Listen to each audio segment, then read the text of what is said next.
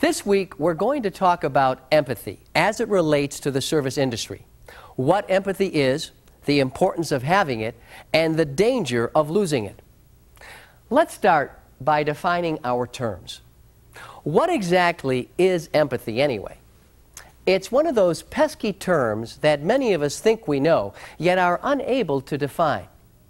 Everyone seems to know that empathy has something to do with emotions and feelings, but there's a lot of confusion between empathy and sympathy, a related but different term. So what is the difference?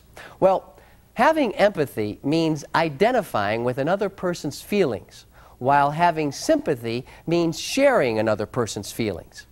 Still not clear? Here, maybe some illustrations will help. Of course you're upset there. No, I don't blame you one bit. All right, that idiot Sam should have known that a 30-gallon tank wouldn't be large enough for a swarm of dirty kids like yours. Now, well, he should have sold you the more expensive. He should have sold you the larger capacity model, ma'am. Yes, that's what he should have done. Of course, Mrs. Simmons. Yeah, well, I can appreciate that you feel confused, but was the thermostat you saw at the home store fully programmable so it would save you money on energy bills like we discussed? There. Did you see the difference? Rocky endorsed his customers' feelings by stating that he felt the same way. That was sympathy. But Mike didn't agree with his customer. He simply identified with her feelings. As you might guess, sympathy is usually not the right approach. But don't let that discourage you from showing empathy. On the contrary, having and showing empathy for your customers is essential to building a close personal relationship. It helps the customer see you and your coworkers as people, and not just dispatchers, technicians, or CSRs. And that's very important, because a personal relationship sets the foundation for trust. And trust develops into loyalty, and loyalty encourages repeat business. Now, when you're just starting out in the service industry, it's easy to understand how helpless a customer is feeling when they have a plumbing, heating, air conditioning, or electrical problem. And although you may not share their sense of panic, you do appreciate that they're concerned, so you take extra measures to comfort them. I am so sorry for the inconvenience, Mr. Tucker. I can understand that must be so frustrating to be kept waiting for so long, but one of our technicians is on a very difficult job right now, and it's taken him a bit longer than we had anticipated. Again, I'm really sorry for the inconvenience.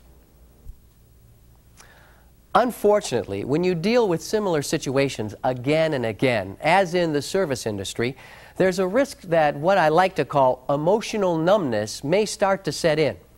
When this happens, your customers' problems start to seem petty and their concerns unjustified. Then, without even realizing it, your whole demeanor changes. You begin to sound cold, clinical. Suddenly, it's not the customer who's setting up barriers to those vital person-to-person relationships. It's you. You've become jaded, lost the empathy you once had. And without empathy, you are encouraging customers to take an impersonal view of both you and your shop. No matter how much of an emergency a customer thinks they might have, you act as though it were merely business as usual. No. Like I already told you, man, my man, he can't get there yet. No, stuff happens. No. Well, what are you going to do? So what causes this type of reaction? Why do service professionals tend to lose empathy over time, and what can be done to either prevent or reverse the process? Well, let's start by talking about perception. More specifically, your perception versus the customer's perception. In general, customers, just like any other people, are most comfortable when they feel in control of their environments. It gives them a sense of security and produces a calming, less emotional state. But when situations occur that are out of their control, they lose that feeling of security and tend to become more emotional. It's an emergency. I don't know what I'm going to do. I don't even know where it's coming from. I'm leaving for Hawaii in 2 days, and I have water seeping into my yard. So, as a general rule, The stronger the feeling that you are in control, the weaker your emotional response will be. Think how powerless you might feel if your own car broke down. Even a minor problem could send your mind racing. What could be wrong? How much will it cost to repair? How long will you be without transportation?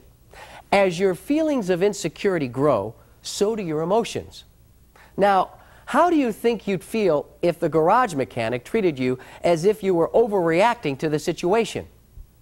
What if the mechanic said, "Keep your shirt on, it's probably just a clogged filter. We get 1,000,000 of them." Wouldn't you rather hear, "I can appreciate how you must feel. It's a beautiful car, all right. But you don't have to worry. These symptoms usually indicate a filter problem. If that's it, I'm sure we'll have you back on the road in no time." I know I'd prefer the latter response, the one that shows empathy. What about you? Well, why would you expect your customers to feel any differently? Their problem might seem trivial to you, but their perception could be very different than yours. Why? Because they don't have the experience, training, or technical background that you have. And without this kind of expertise, your customers might feel a loss of control. If you lose empathy, you either forget or don't care that your perception is different than that of your customer. You no longer identify with how your customers feel. Instead, you become detached, like a doctor who lacks bedside manner. No. Well, that don't sound like much of an emergency to me there, lady. Nah. Well, we could probably fit you in when you get back from your trip. Now, hey, a little water in your yard might be very good for your flowers, you know? Maintaining empathy grows more difficult with time. As I mentioned earlier, a sort of emotional numbness may start to creep in, causing you to become jaded. So, how do you fight this? First, by just being aware that it can happen. Then, by reminding yourself how it felt when you first started in the service industry, how you related to every customer, and how importantly you treated every service call. Whether you're a dispatcher, technician, or CSR, take a moment every once in a while to put yourself in your customer's shoes, to imagine how they feel. Then ask yourself, how would you want to be treated? It's not easy, I know, but it's vitally important to the long-term success of your shop and the prosperity of everyone who works there. I hope you've enjoyed this week's topic and that you'll strive to use what you've learned today in your everyday customer contacts. Goodbye for now, and I'll see you again in another module.